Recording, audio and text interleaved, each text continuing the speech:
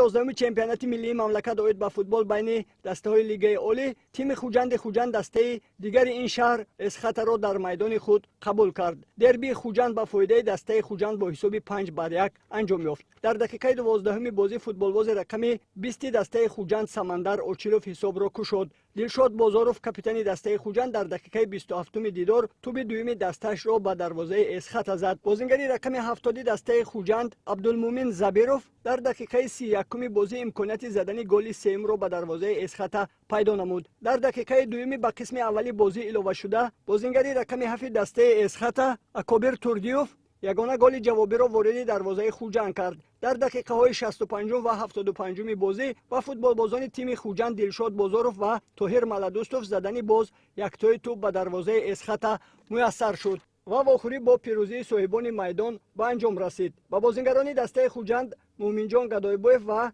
Наимҷон Иброҳимзода ва мураббиёни дастаи эсхата Далер Бобоев ва Ниёзалӣ Бобохонов барои қоидавайронкунӣ аз ҷониби довари бозӣ корти сурх нишон дода шуд.